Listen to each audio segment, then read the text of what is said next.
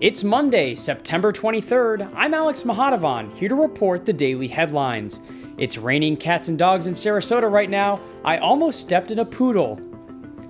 Jokes aside, the storm threatening the area has already dropped nearly 2 inches of rain. That's more than a third of our monthly total rainfall.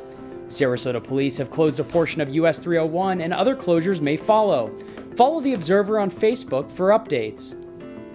The Colony Beach and Tennis Resort Association Board of Directors has called a special board meeting Wednesday night to sign a settlement agreement with longtime Colony owner Dr. Murray "Murph" Clobber.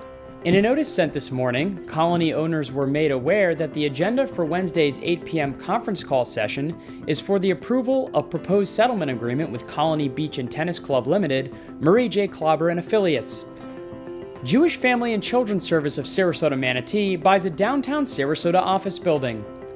JFCS bought a property at the intersection of Ringling Boulevard and Indian Place for $1.4 million last week. The parcel last sold for $1.3 million in 2008 and twice that price in 2003. Sarasota County Commissioners will consider the 2014 fiscal year budget during a public hearing this evening. With little pushback from area residents, Commissioners gave an initial nod at a September 9th public hearing to a proposed $1.1 billion budget for fiscal year 2014. That's a 17% increase over last year's $896 million budget.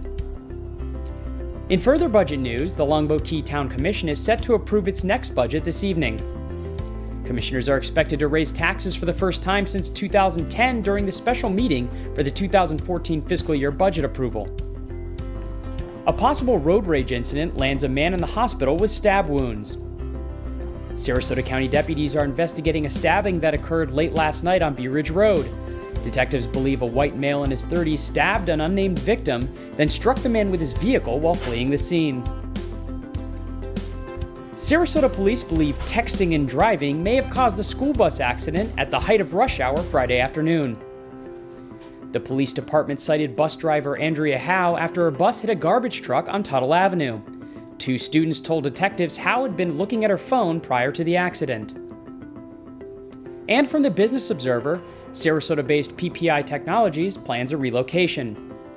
The firm bought a bigger building on Northgate Boulevard and plans new hires after relocating in December. Observer photographers covered beach events, barbecues, and everything in between this weekend. Grand Bay residents gathered Sunday to ring in the fall with an end-of-summer brunch. And Bird Key Yacht Club members chowed down on sushi during Pan Asian Night. The Lakewood Ranch Main Street Barbecue Cook-Off served up hot competition. And on the other side of town, volunteers combed Siesta Beach during the International Coastal Cleanup, and the Center for Autism and Research Education gave autistic children surfing experience on the Gulf. And attendees at the Rocking Through the Ages Gatsby Soiree at Michael's on East donned their finest 1920s attire to raise money for the Make-A-Wish Foundation. For more information and an in-depth look at these stories and more, go online to yourobserver.com daily, like us on Facebook, and follow The Observer on Twitter. And pick up a copy of the Longboat and East County Observer Wednesday and the Sarasota Observer and Pelican Press Thursday.